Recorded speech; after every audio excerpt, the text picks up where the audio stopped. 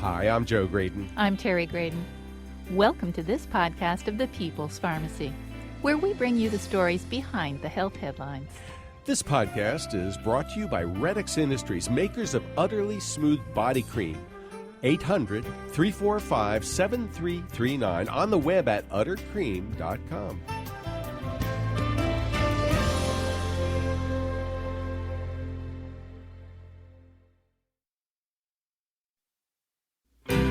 Gluten-free foods are now the rage, but some scientists think it's all a fad. Is there any basis for non-celiac gluten sensitivity? This is the People's Pharmacy with Terry and Joe Graydon.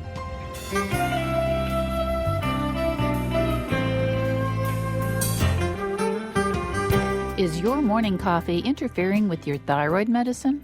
What about the healthy bran muffin you ate? Could it have an impact on drug absorption? We'll explore food and drug interactions. We take spices for granted because they're readily available and affordable. Do they have healing properties? What's your favorite spice remedy? Coming up on the People's Pharmacy, we take your calls and questions about gluten, food and drug interactions, the latest fish oil research, and spices for better health. First, this news. In the People's Pharmacy Health Headlines, fish oil has been the subject of numerous flip-flops based on medical research. Some studies have shown that fish oil protects the heart, while others have not shown any benefit. New research from Boston shows that concentrated fish oil can help remodel heart tissue after a heart attack. The researchers recruited 360 volunteers who had just had heart attacks and randomly assigned them to take Lovesa or placebo for 6 months. Those taking the prescription omega-3 fatty acids in Lovesa had healthier left ventricle function and less scar tissue in their heart muscle at the end of the study. They also had lower levels of inflammatory compounds in their blood. The investigators hope that this might make heart attack survivors less likely to develop heart failure later. Although the dose of omega-3 fats was high, at 4 grams a day, no serious side effects were reported. House dust rich in microbes may protect children from developing asthma. That's the conclusion of a fascinating new study in the New England Journal of Medicine. The investigators studied an Amish community in Indiana and a Hutterite community in South Dakota. Both have similar lifestyles and genetic backgrounds, but the rate of asthma among Amish youngsters is half that of other American kids in their age bracket. More startling, it's 1/4 the rate of asthma among Hutterite children. The researchers found that the Amish children had immune function that was distinctly different from the Hutterite young people. They had more white blood cells fighting infection and fewer blood cells that are linked to inflammation and allergies. To explain these phenomena, the investigators looked at house dust and found substantial differences. The Amish children are raised on single-family dairy farms that rely on horsepower rather than tractors. The animals are kept in barns close to the homes. In Hutterite communities, the farming is communal and mechanized. Animals are kept much farther from the living quarters. This may explain why dust from the Amish houses contains more microbes. These organisms appear to train the innate immune system to attack infection and calm inflammation. A mouse study showed that Amish house dust could protect the animals from asthma in a similar way. If researchers can figure out how to mimic the Amish environment for other young children, it may be possible to reduce asthma rates dramatically. Zika virus is now carried by mosquitoes in Florida. The CDC has issued a travel warning that pregnant women and their partners should stay away from the North Miami neighborhood of Wynwood. The Florida Health Department is overseeing mosquito control that now includes aerial spraying of a 10-mile area that includes Wynwood. The CDC is concerned about the potential spread of Zika to other southern states. Blood donors in Georgia and Alabama will soon be tested for the presence of the virus. Many seniors hope that doing crossword or Sudoku puzzles or using brain training programs on the computer will keep their minds functioning well and prevent dementia. Scientists have questioned this idea, but a meta-analysis of 50 studies using speed of processing training found that this type of training does seem to reduce the risk of dementia. It teaches people to pay attention both to the center of the screen and the periphery, and participants were 48% less likely to be diagnosed with dementia over the course of 10 years if they had completed at least 11 training sessions. This training is designed to improve speed and accuracy of visual attention. It appears to improve driving performance as well, since that also requires attention across a field of vision. The findings might encourage older people to seek out this specific type of training. Cardiologists generally agree that people with heart disease benefit from taking statins, though they may disagree about the usefulness of these drugs for preventing heart attacks in healthy people. They've wondered whether people already taking statins would do better if their treatment could be intensified so that LDL cholesterol levels drop below 70. A new study, including more than 30,000 people with heart disease, has found that lowering LDL cholesterol to between 70 and 100 is protective, but going lower than 70 does not offer additional benefit. And that's the health news from the People's Pharmacy this week.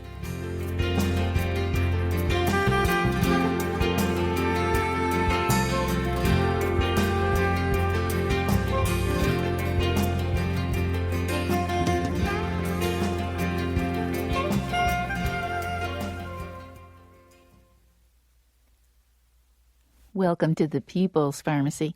I'm Terry Graydon. I'm a medical anthropologist. And I'm Joe Graydon. I'm a pharmacologist. We're talking about the food you eat and how it affects your health today. A Harvard study involving over 130,000 health professionals looked at protein intake from plants and animals. We'll discuss the details in a few minutes. But first, have you ever experienced a muscle cramp? I've had them. The muscle contracts, and so it gets really hard, and you can't just make it relax by thinking relax. It doesn't work. You have to actually stretch against it, and it can be really, really, really painful. It can wake you up right out of a deep sleep.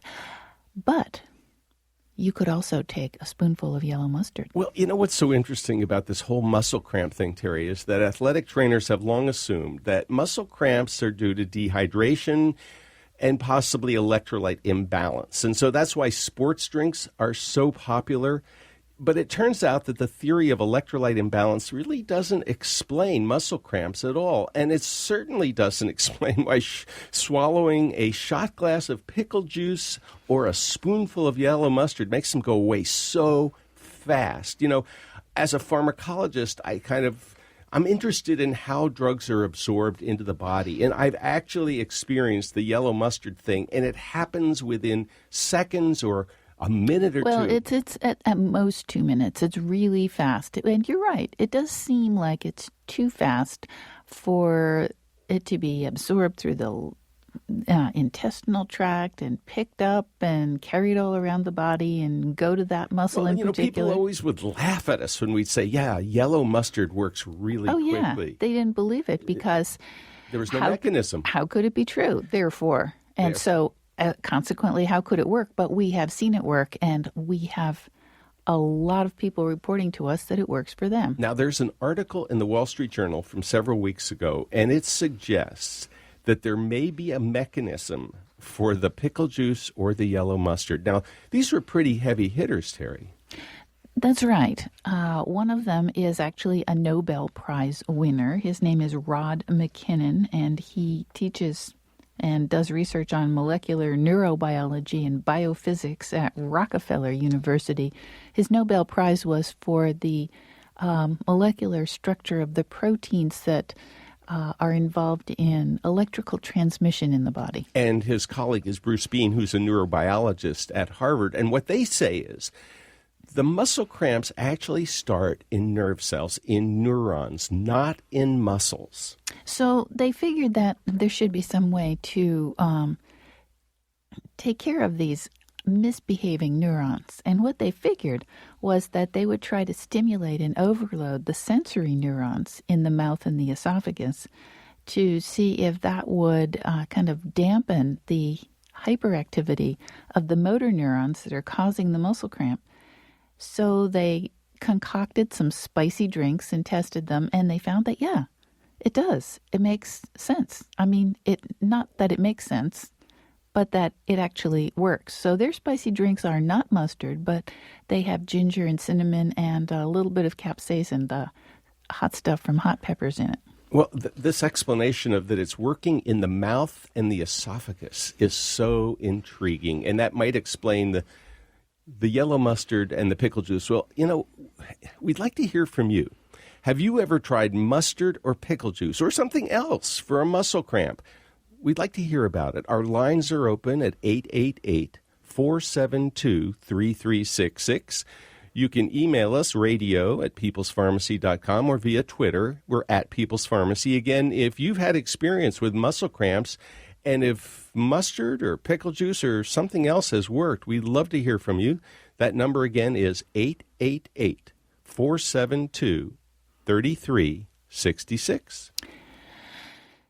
Joe, the epidemiologists at the Harvard School of Public Health, I think it's called the T.H. Chan School of Public Health now, have been studying people for a long, long time, decades. And they have a bunch of health professionals signed up in their studies. They started with the Nurses' Health Study back in the 70s.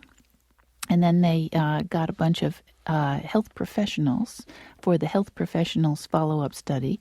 These are male health professionals, pharmacists and veterinarians and people like that. And these folks answer questions about their diet and their lifestyle every few years. So for decades, they've been studying these people, and they just published in JAMA Internal Medicine a big study on what these folks were eating and how it affected their survival. Now, I have to tell you that the headlines were a little bit misleading because it said, in essence, if you're a meat eater, you're going to die. If you're a vegetarian, you're going to live longer. I mean, that was sort of the essence of the message. And while it's sort of true that people who eat meat did die a little faster and have more heart disease, there were some caveats. Well, of course, people's lives are messy. I mean, let's just face it. And epidemiology, therefore, is a matter of trying to sift out the tea leaves with statistics, which they did, but it's complicated. The people who got benefit had risk factors. I mean, these people were overweight. They had a sedentary lifestyle. They were smokers, and some of them were heavy drinkers. So they had to have at least one of those risk factors in order for this to work. Number two, it was mostly processed meat. And what are we talking about when we talk about processed meat, Terry? Well, we're talking about hot dogs. We're talking about bacon, salami, bologna, sausage, kielbasa, ham, pastrami, any of that stuff. So that was where the risk was greatest. And if you switched from eating processed meat to eating protein from plant sources, what was the benefit? Well, with a 3% increase in plant protein replacing processed meat, you get a 10% drop in your overall risk of dying in the next, how long? I'm not sure, 10 years, I think. And a 12% drop in your risk of dying of heart disease over that same period of time. So what's the bottom line? What's the message from Harvard? Basically, if you substitute plant protein for animal protein, especially from processed red meat, you may get a health advantage if you have higher risks, like you're a smoker or you're not exercising or you're overweight. Exactly. And you might be wondering, what kind of plant protein sources are you looking at? Well, in this study, people were eating legumes like lentils or beans, nuts, cereals. Even pasta and bread provided some plant protein. Let's go to Clarksburg and talk to Andrea. Hi, Andrea. Have you had any muscle cramp problems? Yes, I did. I teach a water aerobics program a couple days a week, and when we go in the deep end, I can get actually it's more like foot cramps. Yes, and so it's just a little embarrassing as a teacher, but anyway. So I brought yellow mustard, and I've found that it works at other times, but I tried to use it prophylactically. I tried to use it before we got going, and I didn't find it so useful that way. And that's what makes me think that the idea of it being a neurological, a message-sending event rather than a chemical presence is sort of reinforced by my experience. I think you're right, Andrea. I think you've hit it right on the head, Andrea, because it's not going to, we've never heard anyone say, oh, you know, if I just take a spoonful of mustard before I go to bed, it'll prevent muscle cramps in the middle of the night. No. But if you get a muscle cramp in the middle of the night and then take a spoonful of mustard, well, we've had personal experience. It works.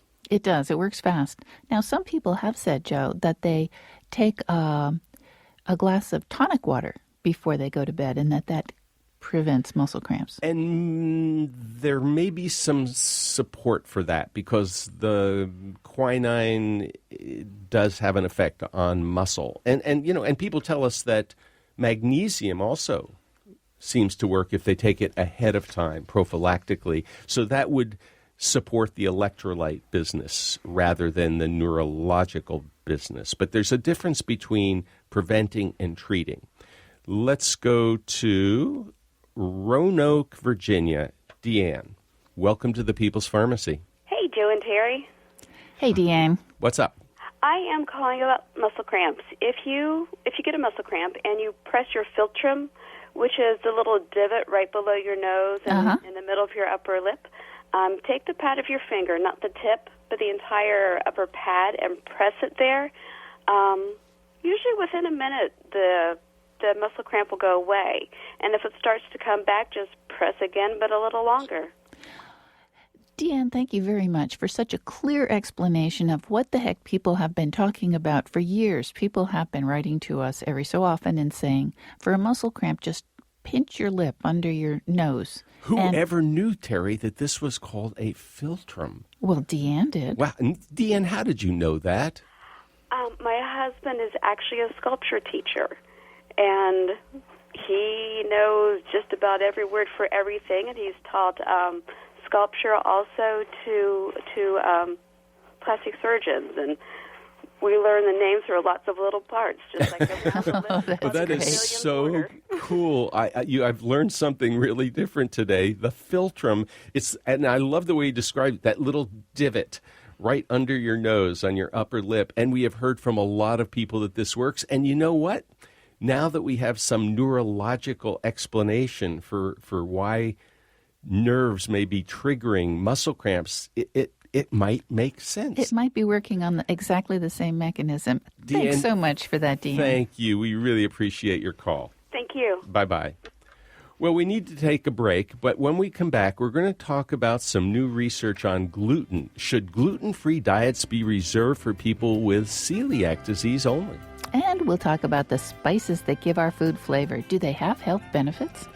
You can give us a call. Our lines are open at 888-472-3366. If the lines are full, you can send us an email. We're at radio@peoplespharmacy.com, or you can contact us via Twitter. We're at People's Pharmacy.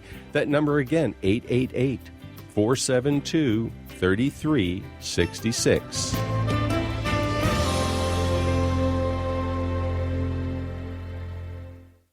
You're listening to the People's Pharmacy with Joe and Terry Graydon. If you value the health information you get when you listen to the People's Pharmacy, consider subscribing to our email newsletter. You'll get the latest health news and information on upcoming podcasts delivered to your inbox twice a week. Look for the link at peoplespharmacy.com.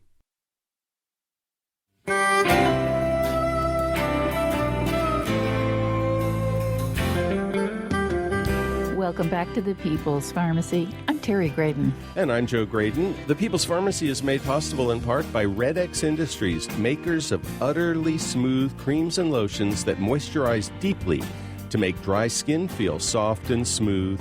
The number is 800-345-7339. The website is uttercream.com.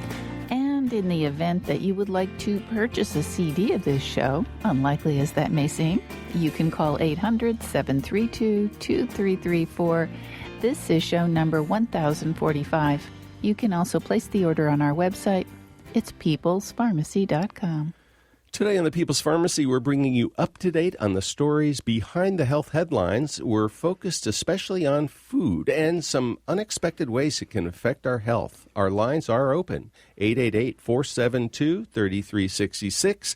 You can reach us through email, radio@peoplespharmacy.com. Terry, you know, the Olympics, they're off and running. They've started. How exciting. And, you know, we've heard about the Russians and how many have been banned because of, illegal drug use and performance enhancement. Right. Well, I wonder if they're going to have to ban tart cherries this I hope year. not. I hope not. I too. hope not. What's the story on Montmorency cherries and athletes? Well, there is a group of scientists in England. I believe they're at Durham University in England, who have been studying the effects of Montmorency cherries, these tart cherries, on athletic performance.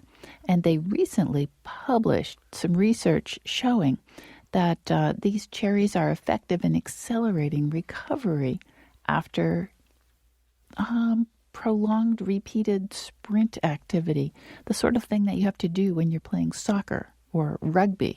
Well, this isn't the first study that has shown Montmorency cherries or cherry juice or concentrate can speed recovery. Not at all. This research group has done a number of other studies, and several other researchers around the world have also found benefits for athletes in recovering muscles more quickly after exercise, after strenuous exercise, like a marathon. So are cherries performance-enhancing drugs?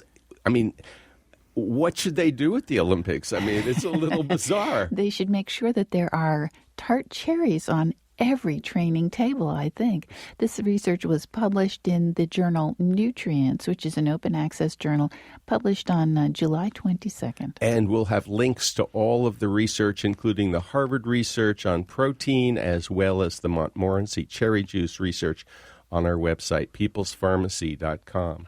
Let's go to Bruce in Tampa, Florida. Hi, Bruce. What's the story? Good day. The story is I do quinine tonic with my juice every morning.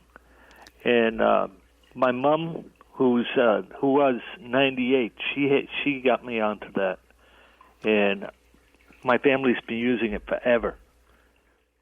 And if I do get a cramp, if I forget to drink my quinine, I just stand on it and work it out. Right. You can do that. If you're in bed asleep, it's very inconvenient to have to wake up and get up and walk around. But Bruce, inquiring minds need to know, what is quinine in juice like? I mean, that's got to be an awful wake-up drink. No, it's not. It's not. I actually. I enjoy it just straight, quinine straight. Right. First thing in the morning? Right, but Sure. what you're talking about is a just a variant on tonic water with a squeeze of lime. Well, even without a squeeze of lime, it's an acquired taste. Ah, there. It is. Yes. I do believe you're right, This Bruce. is a very special bitter flavor. Now, I happen to like it with gin myself, but I wouldn't do that first thing in the morning. Not at breakfast. No. But, hey, I'm really glad to hear that you enjoy it, and it's working for you. Thanks for the call, Bruce. You're welcome. Bye-bye. Bye-bye. Let's go to... We're going to Charlottesville, Virginia. Mary Beth, welcome to the People's Pharmacy. Tell us your story, please. Good day. 6 years ago, I had 3 back surgeries, the last of which was a spinal fusion. As a result, I have had an immense amount of nerve damage in my lower back. It has affected my lower back, my left hip, and the top of my left thigh. I do take gabapentin. That helps a great deal. What I have learned, and learned from my doctors, is that the mustard at the onset of a muscle cramp, which happens in my left leg, has been an immense help. And it is in the moment. And it is vinegar-based, I'm told. And it has helped tremendously. I carry it with me everywhere in my purse, and I have had to use it. I also drink coconut water because of the potassium content, and that helps not just for the hydration, but because of the potassium. And I'm very blessed with those two things that have helped me, and I carry them with me, like I said, everywhere. It has made a difference in my life. Well, Mary Beth, thank you very much. We're so glad to hear that. And, I love hearing that the physician was on board with the program. That's so cool. Let's go to Gordon in Charleston, South Carolina. Hi, Gordon. I understand that you're a construction worker. Yes, sir, I am. And I find that when I have a hard day's work, it's hot in South Carolina, and when I work real hard, I'll have muscle cramps pretty much every night, and pickle juice does the job. And, if I don't work or sweat a lot, I won't get the cramps. And it's funny. It seems like it would be a chemical thing instead of the neurons like you're talking about. And you know what, Gordon? It's possible that there are actually several possible causes of muscle cramps, and it is possible that losing all those electrolytes as you do on a hot day on the job site in Charleston really sets you up for a muscle cramp. Now, Gordon, I do have a question for you. How much pickle juice do you consume? Well, if I'm cramping real bad, I'll grab a jar of pickles, and I'll say a quart-sized jar, and I'll drink half of it. Whoa.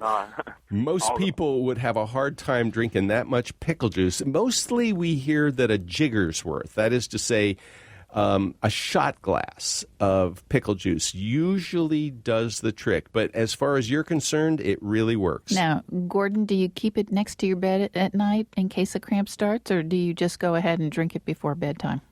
I drink it before bedtime. Okay. Hey, Gordon, thank you again very much for the call. We always appreciate hearing from someone who's in the trenches, which is what you are, almost literally and figuratively. Well, thanks for a great show. Thank you, sir. Bye-bye. Okay, our last call on muscle cramps. We go to Fayetteville, North Carolina. Hi, Al. What's up? Hi, Terry and Joe. Thank you for this fascinating information you're giving us. Well, thanks for the call. What's on your mind? I keep potassium chloride, new salt, artificial salt, by my bed, and I also keep the mustard. The potassium chloride takes about 2 minutes to work. Uh-huh. The mustard, about a half a minute. Uh-huh. Amazing. Yeah. For my cramps. Yeah. Well, you know what's so interesting about the potassium chloride? I think if you had asked me 3 weeks ago, I would have said, well, it's obviously the potassium that's working. But as a pharmacologist, I'd say, it probably takes too long for that potassium chloride in the low salt, no salt product to actually get into your system and do something at the level of the mustard. But potassium chloride at the level of the muscle. Right, at the level of the muscle. But potassium chloride has a bitter taste. Well, it tastes like salt. That's why Al called it new salt. It is a salt substitute. And maybe it's the taste. It might be the taste. So whether it's mustard or salt or whatever, it might be working through the esophagus and the mouth. Well, that is really, really interesting. Thank you so much for the call. We really appreciate it. I know a lot of bicyclers use the mustard because of their cramps. That is what we have heard. Yeah, that's the first time we actually heard about the yellow mustard story was from a bicyclist. He was a long-distance biker. He would go 100 miles or more, and he'd say at about mile 50 is when the cramps would start hitting, and he'd pull out his little packet of yellow mustard and swallow it down. Well, Terry, we could go to spices, or we could talk about gluten. What do you want to do? Well, let's go to spices because we've got a call on the line from Fort Worth, Texas that sounds really interesting. Okay, let's go to Fort Worth. Robert, you're on the People's Pharmacy. What's the story on turmeric?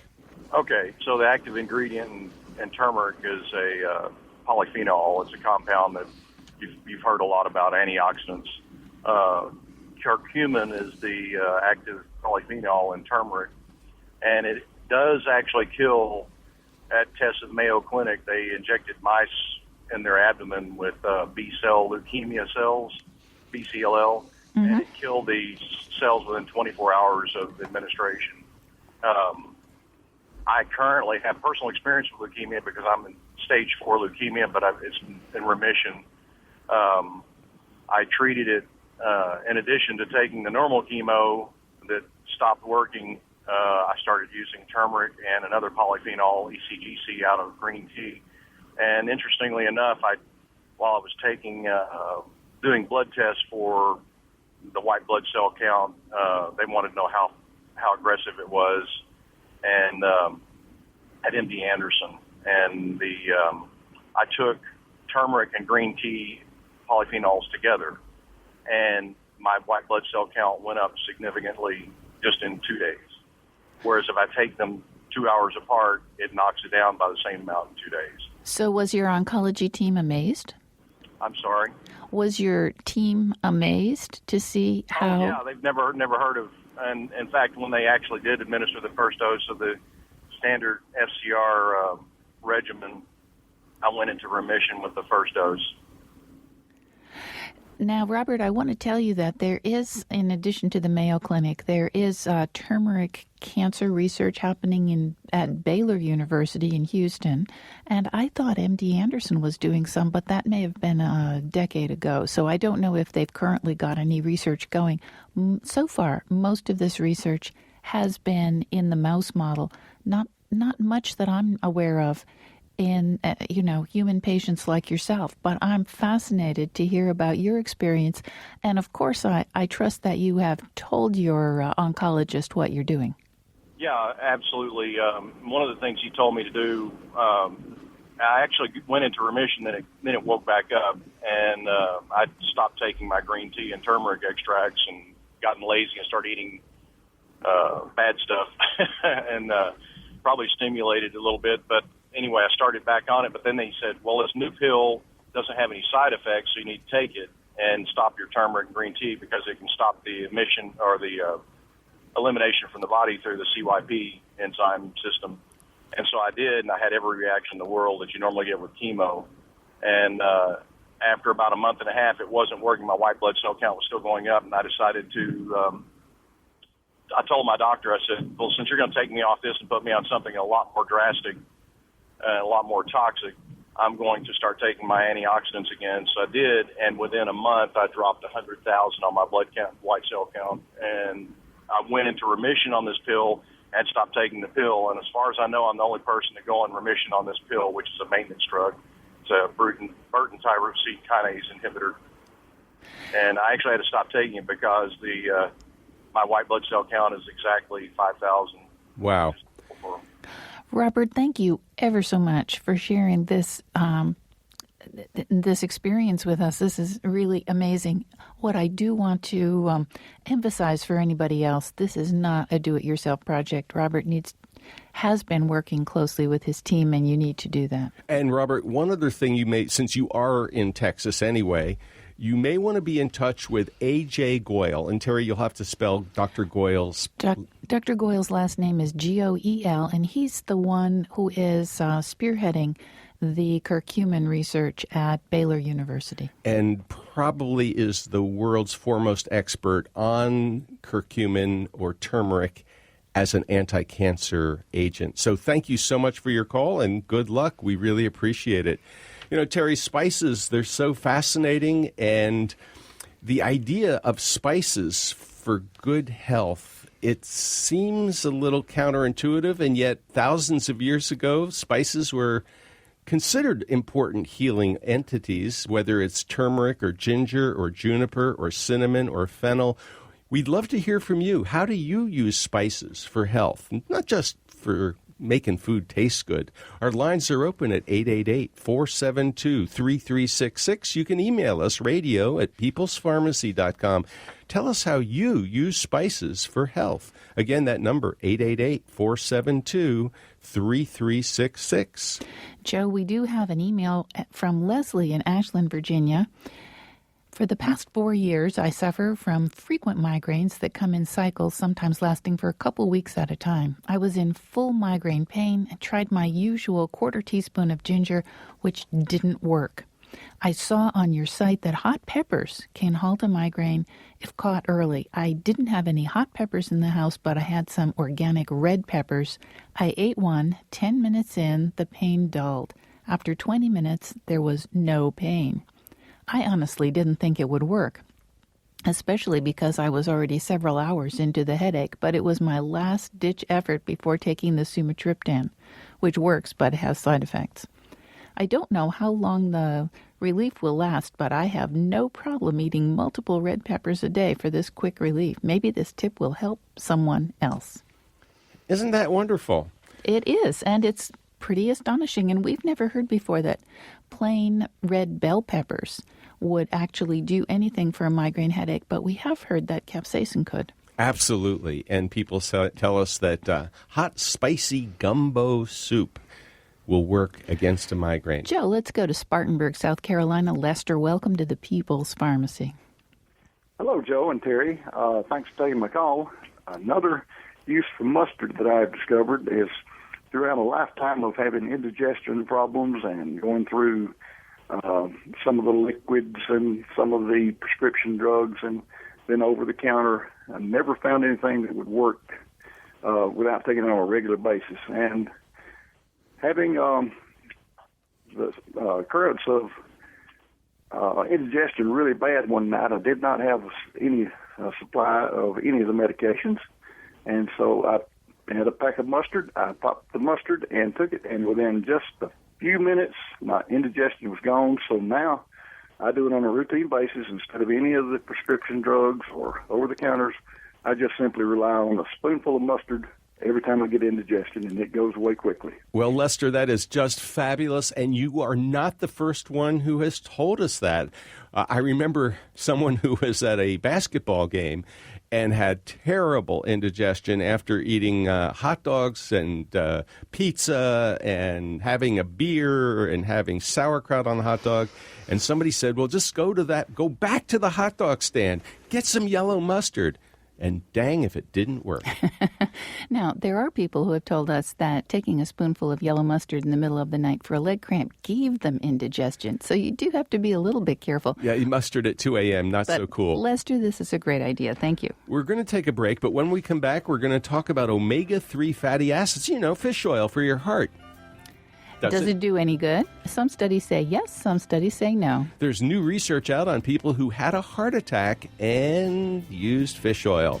Join the conversation. Our lines are open at 888-472-3366.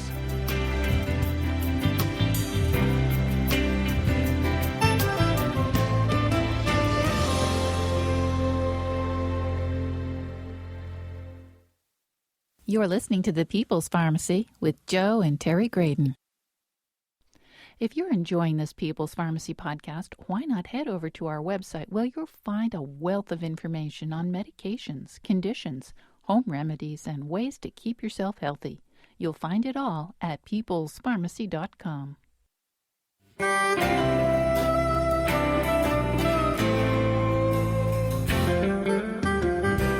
Welcome back to the People's Pharmacy. I'm Joe Graydon. And I'm Terry Graydon. The People's Pharmacy is made possible in part by Red X Industries, makers of utterly smooth creams and lotions, helping dry, cracked skin feel utterly soft and smooth. 800-345-7339. Online at uttercream.com. If you'd like to purchase a CD of today's show or any People's Pharmacy broadcast, you can call 800-732-2334. Today's show is 1045, or visit our website. It's peoplespharmacy.com. Today we're talking about food and some unexpected ways that food might affect our health. How should you design your diet for better health? Now, Terry, I'd like to talk about fish oil, and then we'll talk about gluten-free foods. But first, this fish oil stuff has been so confusing for patients, for doctors, for everybody, because we've been told, oh, yeah, fish oil is good for your heart. Then we were told, no, fish oil is not good for your heart. It's not doing a thing. It'll cause prostate cancer. No, it is good for your heart. Well, today it's good for your heart. They had 360 volunteers randomized to Loveza, which is actually a prescription drug. It's a very high-potency omega-3 fatty acid combination, or placebo. And these were patients who had a heart attack. So they were post-heart attack, during recovery, 6 months follow-up, and they found the Loveza group had better left ventricle function, less scar tissue, lower levels of inflammatory markers in the blood, all good. Dose, high, 4 grams a day. Despite the fact that the dose was very high, and therefore would probably also be pretty expensive, they didn't have any other side effects, at least nothing serious. No. So I keep wondering, if fish oil is good after a heart attack, wouldn't it be good for your heart in general? Well, maybe? Some of those studies do show fish oil preventing heart attacks, but there are also other studies that don't show that, so we don't know why there's such inconsistency. Bottom line, eat fish. Bottom line, eat fish. All of the studies show that eating fish is good for you. So let's talk about the gluten-free food issue, because it's very complicated, and there are a lot of health professionals who say, oh, it's the disease du jour, it's all a fad. If you don't have celiac disease, and we can test for that with a blood test, then don't worry. Everything's fine. And the new research comes from Columbia University, one of the foremost centers on celiac disease research anywhere in the world. What did they find? Well, what they found, pretty fascinating, was that a lot of the people who are saying, well, I don't have celiac disease, you've tested me this way and that, I don't even have the gene for celiac disease, so we know for sure I can't have celiac disease, but when I avoid gluten, I feel better. These are the folks that doctors have been saying, and they have active imaginations. But in fact, when they looked for certain specific markers in the blood of these people, they found that they were different from healthy people, and they were different from people with celiac disease. And they definitely had a clear pattern of inflammation. They had high levels of CD14, which is a marker of immune system activation. They had high levels of lipopolysaccharide binding protein, and lipopolysaccharide is something that bacteria produce, and they had antibody reactions to microbe antigens. They believe, the hypothesis is that these people have more permeable intestinal linings and that somehow there are microbes slipping through. Otherwise known as leaky gut syndrome. Yes, of course, doctors don't believe in leaky gut. But there's now some evidence to suggest that can happen for people with gluten sensitivity. And what happened was they put some of these folks on a gluten-free diet for 6 months, tested them again. So after no wheat, barley, or rye, they had improvement in their biochemical markers. So these folks were not making it up. Well, we'd like to know, do you follow a gluten-free diet? If so, why? And how well is it working? Again, our lines are open at 888-472-3366. We'd like to hear your experience with gluten, with or without it. But first, let's go to Avant Park, Florida, and talk to Fred. What's this about back pain and turmeric? Yes. Tell us your story, Fred.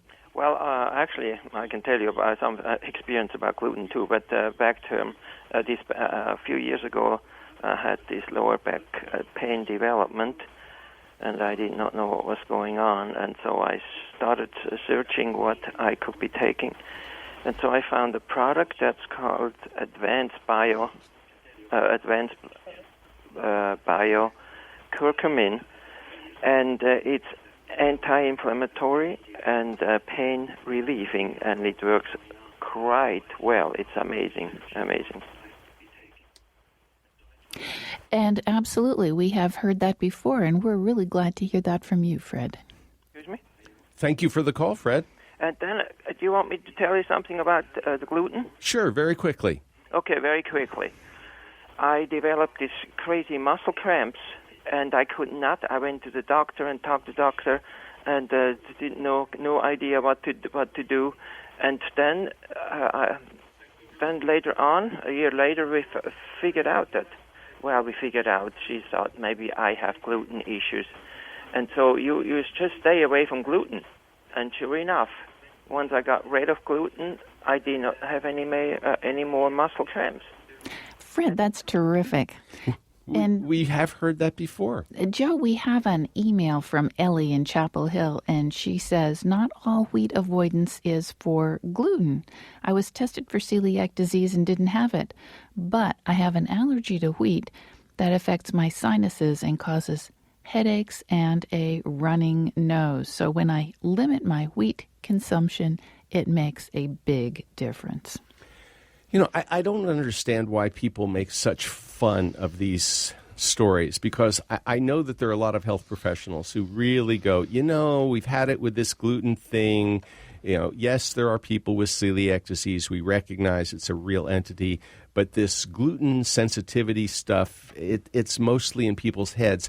Well, so if people give up wheat, barley, and rye, it's like not the end of the world. There are other healthy foods out there. Oh, absolutely. And you need to be careful and thoughtful about how you put your diet together if you're not going to have any wheat, barley, or rye in it. And you need to read labels if you're eating any processed food.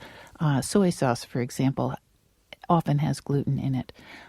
But it is absolutely possible to have a healthy diet without gluten. Betsy in Canyon Lake, Texas, tell us your story, please. Hello, Joe and Terry. Yes, I had indigestion ever since I left home in college, and just over those years, I just was always taking different kinds of medications over the counter, and then I started taking the little purple pill, and I finally got to the point where I said, I'm tired of this. I'm 65 years old, and I don't want to do this anymore. And I went to a homeopath, and she found that I had a gluten insensitivity or a gluten allergy, and took me off of gluten. And so my indigestion went completely away, and I couldn't find it any of the literature that said that indigestion was a side effect, but it certainly was for me. And I now know if I ever get any gluten at all, I immediately get indigestion, and then the next day I have diarrhea. So, whatever doctors say, that's been my experience. Betsy, we really thank you for sharing your experience. And a lot of the people in the study we just mentioned had gastrointestinal symptoms when they were exposed to gluten. So it's absolutely worth paying attention to. Well, we have an email from Marianne, and it's a very similar story to yours, Betsy. Marianne says, I was on proton pump inhibitors for too many years. My doctor kept saying my endoscopy was normal, don't know why I have heartburn. I decided to omit gluten and use apple cider vinegar to slowly wean myself off of the drugs. I've been free of heartburn and medications for 4 months. I guessed about the gluten, but I discovered that my muscles were much more relaxed when I eat gluten-free. I slipped with an Oriental meal eating gluten, and all of my muscles became like rocks. I won't do that again. We also have an email, Joe, from Dean in Viola, Wisconsin. He says, my brother died of lymphoma caused by his severe celiac disease. It came genetically from my mother and father's side. Some of my other siblings have gluten problems, too. And then he goes on to tell us that he is using a Sunrise Flour Mill heritage wheat flour, and he finds it very helpful. He doesn't say whether or not he himself has gluten intolerance, but I'm assuming he doesn't. And apparently this mill claims that the old-fashioned wheat doesn't offer the same problems to people. That wouldn't be true for a person with celiac disease. They'd still need to avoid it. Right. And, I guess this message reinforces why it is so important for people with celiac disease to avoid gluten, because this connection with lymphoma has been established before, and it is a scary situation. Let's go back to the phones, Terry, and then we're going to talk about food and drug interactions in the last 5 minutes of the show because we're almost out of time. Let's see. Trying to find, I guess we're going to go to Morganton, West Virginia, and talk to Scott. Scott, welcome to the People's Pharmacy. What's up? Hey, guys. Yeah, thanks for taking the call. I thought it was funny. You mentioned tart cherries earlier, but and this goes along with the gluten-free. I ended up with septic arthritis in my knee and got laid up there about a year ago for a few months. And during that time, I was advised to take the tart cherry, and it did help with inflammation. But in the meantime, I kind of made some lifestyle choices and decided, more I read into gluten and going gluten-free. So I did that, and I've been gluten-free, ever since. And, immediately I noticed the bloating gone from my abdomen, and as a result, I've lost 45, 50 pounds.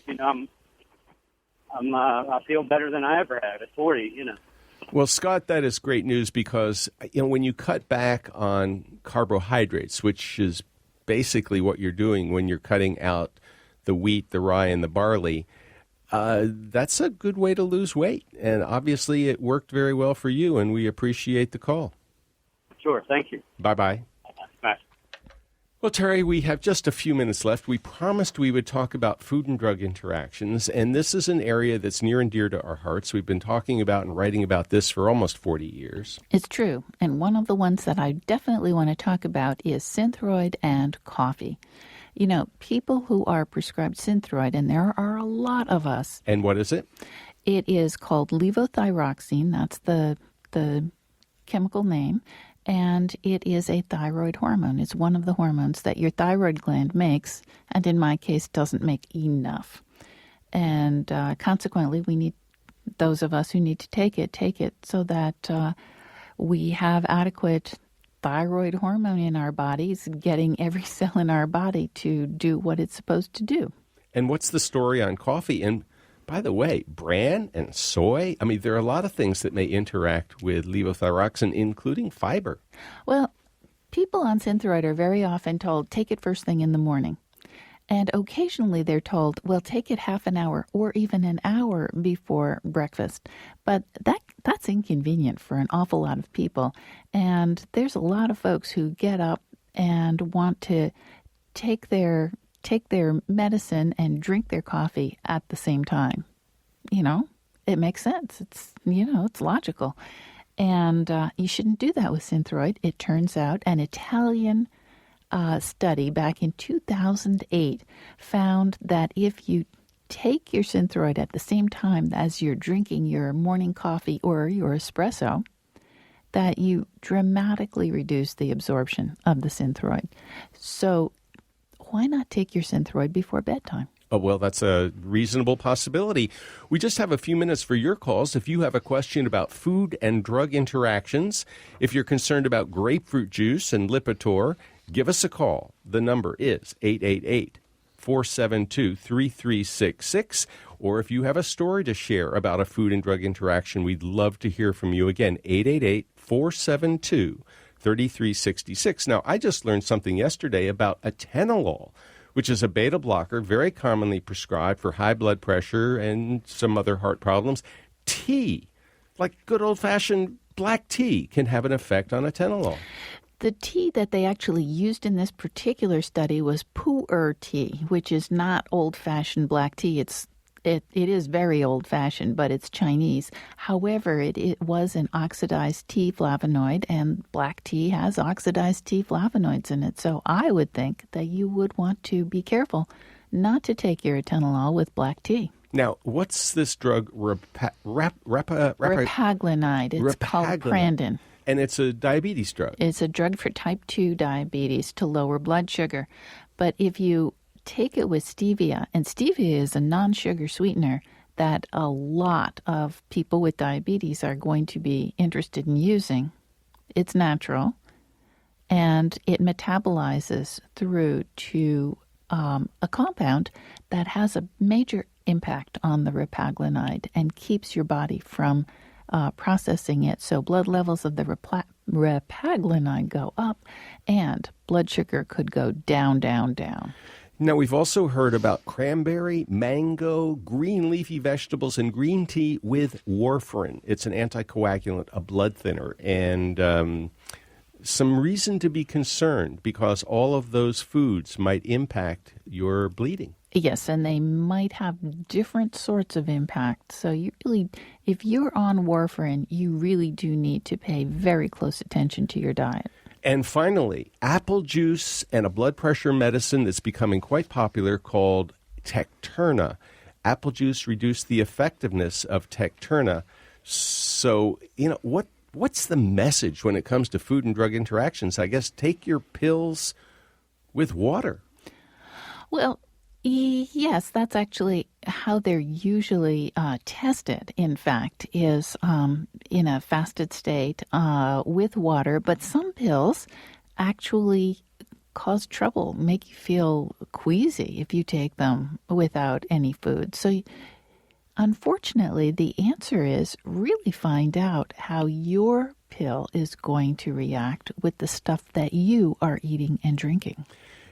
We have a question that just came in about coffee and Synthroid. Does coffee affect any other medications that we know of?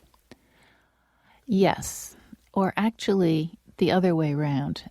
Some of the fluoroquinolones affect caffeine metabolism. And so if you were to take Cipro or Levaquin and have your usual morning cup of coffee, it would be the equivalent of if you were getting, double the dose? I don't remember exactly, Joe. But you would be getting a real jolt from your caffeine. Much more than you anticipate. Absolutely. Well, that's all the time we have. Thank you so much for listening to The People's Pharmacy. We want to thank Lynn Siegel for producing today's show, Sophie Copeland for providing technical assistance, Al Wodarski for engineering the show, Dave Tripp for his assistance, Dave Graydon edits our interviews, and Will McInerney provided special production assistance today, for which we are very grateful. The People's Pharmacy is produced at the studios of North Carolina Public Radio, WUNC. Happy 40th anniversary, WUNC. And you know what? It's our 40th anniversary. The People's Pharmacy first book was published 40 in years ago. 1976, that's right. The People's Pharmacy theme music is by B.J. Liederman. The People's Pharmacy is made possible by Red X Industries. Number 800-345-7339. Online, uttercream.com. To order today's show, you can call 800-732-2334. Today's show number 1045. And when you go to the website, you can find out all of the articles we talked about today. You can also sign up for a free podcast of the show or a free email newsletter. In Durham, North Carolina, I'm Joe Graydon. And I'm Terry Graydon. Thanks so much for listening today. And please do tune in next week when we'll be talking about the high cost of prescription medications.